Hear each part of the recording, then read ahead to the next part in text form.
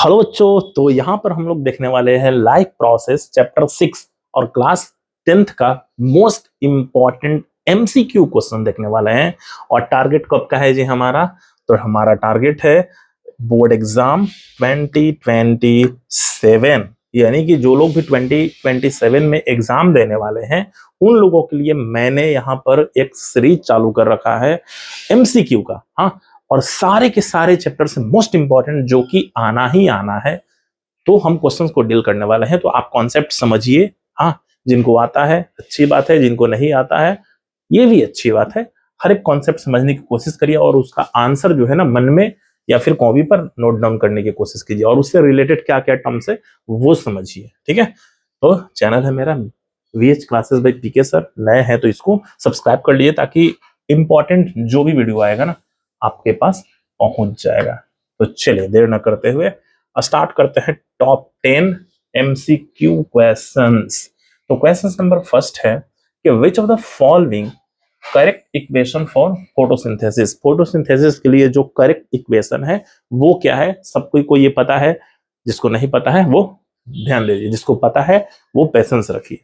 कह रहा है कि 6 यानी कि 6 कार्बन डाइऑक्साइड ले लीजिए प्लस 6H2O और इसको कंबाइन करके फाइनली आप ग्लूकोज बना दीजिए C6H12O6 और प्लस में 6O2 जो है वो बाहर निकल जाएगा। एक चीज यहीं पर समझ लेते हैं, हालांकि केमिकल रिएक्शन से रिलेटेड टर्म्स है।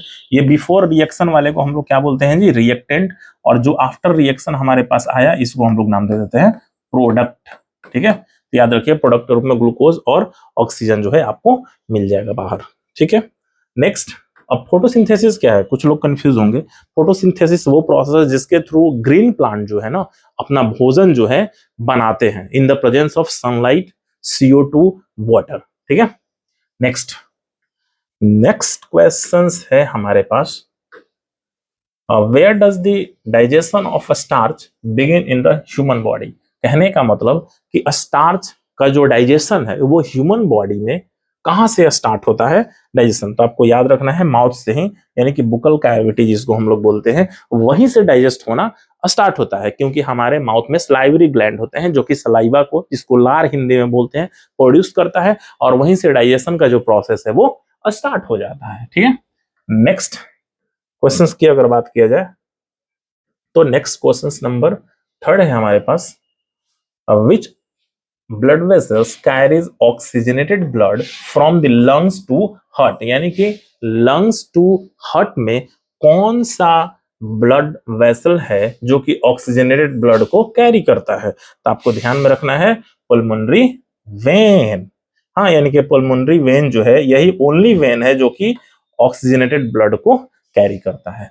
नेक्स्ट क्वेश्चन की अगर बात किया जाए तो नेक्स्ट क्वेश्चंस है हमारे पास कि the function unit of excretion in the human kidneys. हाँ, एक्सक्रेशन का मतलब होता है बाहर निकासी। तो मेन यूनिट पूछ रहा है जो कि किडनी का। हाँ, तो ऑप्शन में है न्यूरॉन, नेफ्रॉन, वेलस और एलोवेलस। तो ऑप्शन हो जाएगा नेफ्रॉन, यानी कि किडनी का नेफ्रॉन पार्ट जो है वो एक्सक्रेशन में हेल्प करता है। हाँ, नेक्स्ट अगर इंपॉर्टेंट क्वेश्चन की बात किया जाए क्वेश्चन नंबर 5, तो क्वेश्चन नंबर 5 है which gas is exchange during respiration in plant through stomata. हाँ, कह रहा है ना कि वो कौन सा गैस है जिसका एक्सचेंज होता है रेस्पिरेशन के थ्रू प्लांट में, हाँ, स्टोमाटा से। तो इसका तो आई होप का आंसर सबको को पता होगा, ऑक्सीजन और CO2। लेकिन यहाँ पर 2 टर्म्स हम आप लोगों को बताने वाले हैं, एक ब्रीदिंग और एक रेस्पिरेशन। ब्रीदिंग क्या है जी? तो इनहेल एंड एक्सहेल, यानी कि सांस लिए और सांस छोड़े, ये नॉर्मली हमारा ब्रीदिंग हो गया। लेकिन अगर बात कीजिएगा रेस्पिरेशन का, हाँ, तो रेस्पिरेशन क्या है? रेस्पिरेशन कहने का मतलब कि आपने ब्रीथ इन किया यानी कि ऑक्सीजन लिया, जैसे ही आपके बॉडी में गया वो कॉम्प्लेक्स फूड को क्या करेगा? सिंपलेस्ट फॉर्म में तोड़ेगा, हाँ, ब्रेक डाउन करेगा और देन वहां से एनर्जी जो है रिलीज करेगा और रिलीज करके ऑक्सीजन, जो ऑक्सीजन है वो CO2 में जो है कन्वर्ट हो जाएगा। देन वो बाहर एज अ वेस्ट CO2 आएगा। ये होल प्रोसेस को ना हम लोग नाम क्या दे देते हैं? रेस्पिरेशन, जो कि 2 तरीके का होता है, एरोबिक और एनारोबिक। एरोबिक ऑक्सीजन के प्रेजेंस में होता है और एनारोबिक ऑक्सीजन के एब्सेंस में हो जाता है। ठीक है, नेक्स्ट क्वेश्चन की तरफ चलते हैं। ऐसे ही कुछ कुछ कॉन्सेप्ट जो है ना आप लोग क्लियर करते जाइएगा। तो नेक्स्ट क्वेश्चन है हमारे पास question number 6। In human being double circulation mean blood passes through the heart. कहने का मतलब कि डबल सर्कुलेशन, हाँ डबल सर्कुलेशन का मतलब समझिए, क्योंकि बहुत इंपॉर्टेंट क्वेश्चन है, सब्जेक्टिव में ये आता ही आता है। डबल सर्कुलेशन का मतलब होता है कि आपने सांस लिया, हाँ ब्लड ऑक्सीजन को क्या करेगा, अपने तरफ अट्रैक्ट करेगा, यानी कि ब्लड में जाएगा, देन वो लंग्स से सबसे पहले हार्ट में ही जाएगा, देन पूरी बॉडी में मूव करेगा, और मूव करने के बाद फिर से हार्ट में, देन लंग्स में। तो इस तरीके से कितना, 2 बार गया ना जी हार्ट में। तो वही आपसे पूछ रहा है कि डबल सर्कुलेशन मतलब blood passes through the heart कितने बार जाएगा। हाँ, तो आपको याद रखना है कि ट्वाइस पर कंप्लीट साइकिल, यानी कि 2 बार। एक साइकिल अगर कंप्लीट करेगा ना तो वो 2 बार जो है हार्ट में पास आउट करेगा। चलिए नेक्स्ट क्वेश्चन की तरफ मूव करते हैं। तो नेक्स्ट 7 नंबर क्वेश्चन है हमारे पास कि which enzyme break down protein in stomach. Option है आपके पास एमाइलेज, लाइपेज, ट्रिप्सिन और पेप्सिन। हाँ, यानी कि प्रोटीन को कौन ब्रेक डाउन करता है। तो आपको याद रखना है पी से प्रोटीन और पी से पेप्सिन। हाँ, तो ध्यान में रखना है कि पेप्सिन इसका आंसर हो जाएगा। हाँ, नेक्स्ट क्वेश्चन चलते हैं हम लोग।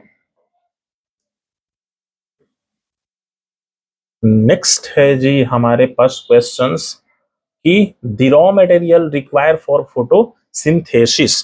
कहने का मतलब कि रॉ मटेरियल आखिर क्या है। फोटोसिंथेसिस का जब प्रोसेस होगा तो रॉ मटेरियल कुछ कुछ चाहिए ना, तो इसके लिए आपको चाहिए CO2, H2O और सनलाइट। ये तीनों दे दीजिए, फोटोसिंथेसिस का प्रोसेस हो जाएगा। जनरली फोटोसिंथेसिस का प्रोसेस ना दिन के समय में, जब धूप वगैरह रहता है ना तभी होता है, रात के समय में नहीं होता है। इसीलिए ट्रीज एंड प्लांट जो है दिन के समय में CO2 कंज्यूम करते हैं, बट जैसे ही नाइट होता है ना वैसे ये लोग क्या करने लगते हैं जी, ऑक्सीजन करने लगते हैं। दैट्स वाई कहा जाता है ना कि रात के समय में ना आपको पेड़ पौधा के नीचे जो है नहीं सोना चाहिए। और एक ना मीथ है, कहने का मतलब कि लोग जो है पीपल पीपल के पेड़ जो है ना उसके बोलते हैं कि रात में इसके नीचे नहीं सोना चाहिए क्योंकि भाई भूत होता है। लेकिन ये कॉन्सेप्ट बिल्कुल ही गलत है, ये एक तरीके का मिथ है। आपको ध्यान में रखना है कि जो पीपल ट्री है ना वो रात में ऑक्सीजन का इनहेलेशन यानी कि इनटेक काफी ज्यादा मात्रा में लेते हैं। दैट्स वाई अगर आप पीपल ट्री के नीचे में सोइएगा ना रात में तो ऑक्सीजन इतना लगेगा कि आपके लिए ऑक्सीजन बचेगा ही नहीं, जिसकी वजह से आपको सफोकेशन फील होने लगेगा। तो लोग इसी को नाम दे देते हैं कि अरे यार भूत है। हाँ,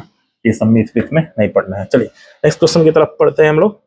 नेक्स्ट क्वेश्चन नंबर 9 है हमारे पास कि which part of the nephron carries out the ultrafiltration. हाँ, अल्ट्राफिल्ट्रेशन नेफ्रॉन में है जो, वो कौन सा पार्ट करता है। तो बस सिंपल से याद रखना है कि वोमेन कैप्सूल। हाँ, नेक्स्ट क्वेश्चन की अगर बात किया जाए तो ये लास्ट क्वेश्चन है हमारा, transpiration in the plant help in, यानी कि ट्रांसपीरेशन जो है ना वो प्लांट में किससे होता है। तो अपवर्ड मूवमेंट ऑफ वाटर। हाँ, यानी कि ट्रांसपीरेशन का प्रोसेस जो अपवर्ड डायरेक्शन में होता है। और एक चीज और यहीं पर याद रखना है कि जाइलम वेसल्स जो है ना पेड़ पौधा में, वही जैसे जाइलम और जैसे जल, यानी कि जाइलम जो है अपवर्ड डायरेक्शन में ऊपर की तरफ वाटर को लेकर के जाता है, और जस्ट इसका अपोजिट एक फ्लोएम होता है। तो फ्लोएम क्या है, फर्स्ट से फ्लोएम और फर्स्ट से फूड भी याद रखिएगा ऐसे ट्रिक मेथड से। तो फ्लोएम का क्या करता है कि ट्रीज एंड प्लांट्स में जो भी भोजन बने हुए रहते हैं उसको ला करके पूरी ट्रीज एंड प्लांट्स को प्रोवाइड करवाता है। हाँ, तो आई होप कि ये सारा कॉन्सेप्ट क्लियर हो गया होगा, यानी कि सारे MCQs क्वेश्चंस। हाँ, तो कैसा लगा वीडियो ये बताइए। अच्छा लगे तो इसको लाइक कीजिए, शेयर कीजिए जिसको भी जरूरत है, और चैनल को तो सबसे पहले सब्सक्राइब कीजिए VH classes bye PK sir, क्योंकि काफी जरूरी है आपके लिए बोर्ड के, अगर आप परीक्षार्थी हैं तो। हाँ, बोर्ड के अगर स्टूडेंट है तो जरूरी है, क्योंकि यहाँ पर मैं डिलीवर करने वाला हूँ ओनली इंपॉर्टेंट क्वेश्चंस को। ठीक है, मिलते हैं दूसरे वीडियो में, धन्यवाद।